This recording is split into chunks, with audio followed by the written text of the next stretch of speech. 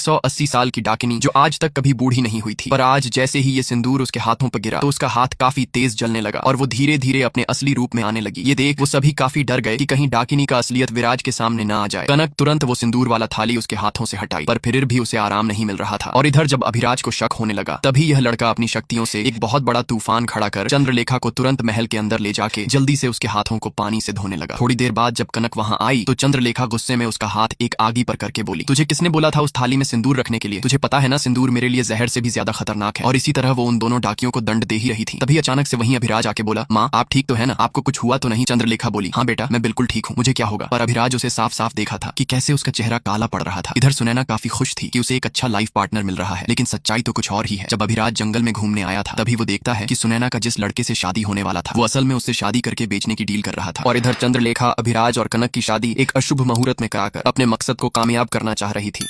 पर इधर अभिराज जब तलवारबाजी की प्रैक्टिस कर रहा था तभी अचानक से सुनैना उसके सामने आकर बोली, मैंने तुम्हारी जान बचाकर तुम पर बहुत बड़ा उपकार किया है, लेकिन तुम्हारे जैसे घमंडी आदमी को एक थैंक्स बोलने में भी शर्म आ रही है। और इसी तरह सुनैना एहसान के नाम पर बार बार अभिराज को टॉर्चर कर रही थी, जिसके कारण से अभिराज जब उसे मारने गया तभी पता चला यह सुनैना नहीं बल्कि उसका ही सेनापति था। इन सबसे परेशान अभिराज सुनैना का एहसान चुकाने के लिए उसकी शादी रोकने के लिए निकल पड़ता है। तभी ऐन मौके पर पहुंचकर शादी रोक देता है और उन सबके सामने ही सुनैना को मंडप से उठाकर लेकर जाने लगता है। ये देख सुनैना उससे रिक्वेस्ट करने लगी कि मुझे छोड़ दो, क्यों एक लड़की को मंडप से उठाकर उसकी जिंदगी बर्बाद कर रहे हो? तब अभिराज उसे बताता है, हमने तुम्हारी जिंदगी बर्बाद नहीं की बल्कि बर्बाद होने से बचाई है। जिस लड़के से तुम शादी कर रही थी वह शादी के बाद तुम्हें एक आदमी के पास बेचने वाला था। पर सुनैना को लग रहा था कि अभिराज झूठ बोल रहा है, इसलिए सुनैना उल्टा उसे ही घटिया बोलने लगी कि जिस लड़की से तुम्हारी शादी होगी वह दुनिया की सबसे बदनसीब लड़की होगी। ये सुन अभिराज तुरंत चाकू से अपने हाथ को काटकर उसके खून से सुनैना का मांग भर देता है और सुनैना को ही अपनी पत्नी बनाकर कहता है, वो बदनसीब लड़की और कोई नहीं बल्कि तुम ही हो। पर इधर चंद्रलेखा अभिराज की कनक से शादी कराने के लिए एक अशुभ मुहूर्त का यज्ञ कर रही थी। थोड़ी देर बाद जब सुनैना की दादी और वो पूरे गांव वाले उसे ढूंढते ढूंढते वहां पहुंच गए तभी वे लोग सुनैना का मांग भरा हुआ देखकर चौंक जाते हैं। फिर सुनैना बताती है, इसने जबरदस्ती मेरी मांग भरी है, इस शादी को मैं शादी नहीं मानती। ये सुन वे सभी गांव वाले उसके दादी के ऊपर थूकने लगे कि एक बार जिस लड़की का मांग भर जाए वो सातों जन्म के लिए उस लड़के की पत्नी बन जाती है। अगर ऐसी नाजायज औलाद हमारी होती तो हम चुल्लू भर पानी में डूब कर मर जाते। अपनी दादी की इतनी बेइज्जती सुन सुनैना एक पहाड़ से कूदकर मरने का तय करता है। तभी अभिराज उसे उठाकर अपने साथ महल लेकर जाता है, पर जैसे ही वह महल के अंदर घुसा तभी यह बात चंद्रलेखा को पता चल गई। पर जब वो इसके बारे में चुड़ैल से पूछी तो वह बताती है, यहाँ सब सही है, तुम बस शादी की तैयारी करो। पर इधर अभिराज अब पूरे गुस्से में सुनैना को एक पिंजड़े के अंदर बंद करके बोला, इसे ना तो खाना दिया जाएगा और ना ही पानी, तब जाकर इस लड़की को